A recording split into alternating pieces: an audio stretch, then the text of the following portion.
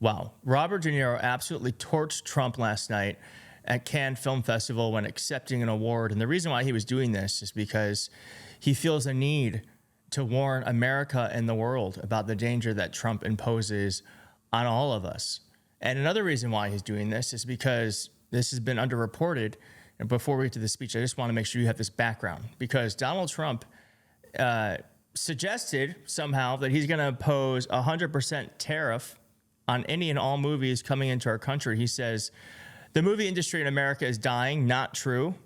Other countries are offering all sorts of incentives to draw our filmmakers and studios away from the United States. Hollywood and many other areas within the USA are being devastated. This is a concerted effort by other nations and therefore a national security threat. It is not a national security threat. The fact that X-Men is being made in, I don't know, Mexico and Canada rather than here. And to me, the bigger national security threat is, I don't know, Qatar donating a $400 million plane to you that may be bugged, that may be able to spy on the United States. And secondly, is 100% impacting your decision-making.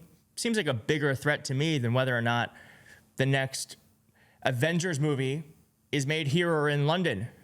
It's insane. Anyway, in addition to everything else, it's messaging and propaganda. Therefore, I'm authorizing the Department of Commerce, blah, blah, blah, 100% tariff on any and all movies coming into our country that are produced in foreign lands.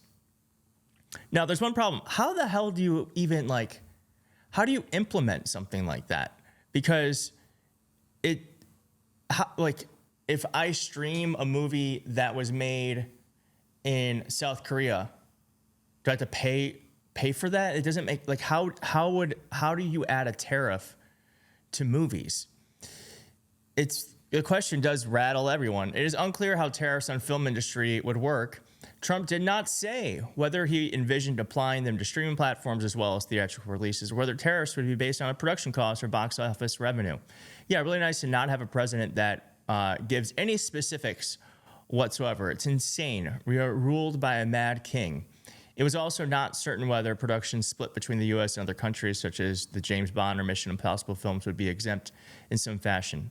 Industry professionals argue tariffs are a blunt instrument that would hinder rather than help Hollywood compete with Australia, Britain, Canada, and elsewhere. Yeah, just like he did with China, there is no plan. I think one thing we all just need to understand, that there is no plan. Donald Trump has no plan. With China, with Qatar, he is just making it up as he goes along. 180% tariff, 80% tariff, 30% tariff, tariff on movies. How are we going to do it?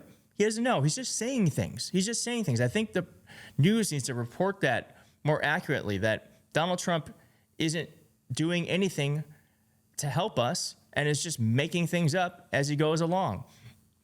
Here's a couple of insights from industry professionals. To do anything of a protectionist nature will ultimately have devastating effects if other territories around the world put up barriers. It's art-produced material and distributed material, even if it is shot anywhere around the world, which generates a great tax revenue base for the U.S. Treasury. Someone else says, as far as we know, it affects streaming services as well. Does that mean that if you watch Parasite, you have to pay twice as much as you would watching a different movie? I don't understand how this is supposed to work. No one does.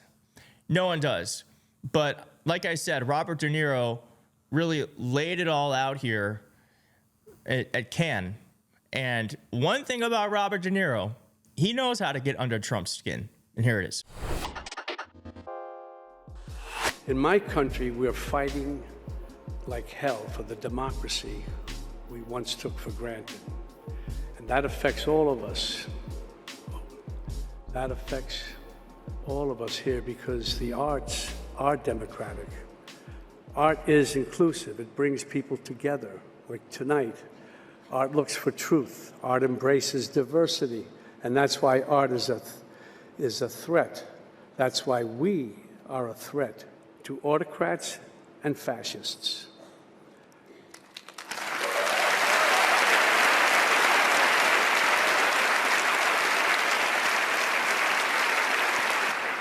America's Philistine president has had himself appointed head of one of our premier cultural institutions. He has cut funding and support to the arts, humanities, and education. And now he has announced a 100% tariff on films produced outside the U.S. Let that sink in for a minute. You can't put a price on creativity, but apparently you can put a tariff on it. Of course, this is unacceptable. All these attacks are unacceptable. And this isn't just an American problem, it's a global one. Unlike a film, we can't just all sit back and watch. We have to act, and we have to act now. Without violence, but with great passion and determination. It's time for everyone who cares about liberty to organize, to protest, and when there are elections, of course, to vote. I love what Robert De Niro says there, that we have to act, we have to get organized. I have something that you can do personally to help defeat Donald Trump. What's happening, like he did say, the Kennedy Center in D.C. has been taken over by Trump. It's one way that authoritarians and fascists maintain and control power, is by taking control of media. But what's happening is that folks are protesting the Kennedy Center in retaliation. And here's just a few. Their fellow travelers will not be there. Hamilton is not going to be there. They're supposed to be there. A Pulitzer Prize winning singer was supposed to be there. She canceled. A 2-week run of Eureka Day was supposed to be there. They canceled. Issa Rae, the comedian, was supposed to be there. She canceled. So that's one way we can protest. There's also another way we can protest. I'm not sure if you heard about this. I'm going to start talking about it more and more now. There's going to be a nationwide No Kings protest planned for parade on Trump's birthday. So Donald Trump is holding a military parade, which is so disgusting, on his birthday to celebrate the Army, Kerr, for Flag Day, which happens to be President Donald Trump's birthday. But what is happening is that organizers have decided to create what is called No Kings Day, which will be on the same day with major nationwide protests everywhere but D.C. And so I think this is so important, because the way that we make sure that lawmakers, the courts, and Trump know that we're paying attention is by showing up in huge, huge numbers. So this is one way that you can get involved, the way that Robert De Niro said. So if you want to find your local protest, it is so easy. You can go to nokings.org. That website again is nokings.org, and you can host an event. There's a host toolkit, and you can also find, look at all these different events that have already popped up. You can find a local event. I believe I'm going to go to Pennsylvania. There's one in Philly. There's not going to be one in D.C. because I've talked to the organizer of this, and they are afraid of Donald Trump using this as an excuse to retaliate against civilians, so they don't want to give them an excuse. But I may go to the one in Philly, which I believe is going to be the flagship one. But please do go. NoKings.org. We are not being ruled by a king. We are America. We are in control of our elected officials, not the other way around. Thank you so much for watching. I'll see you next time.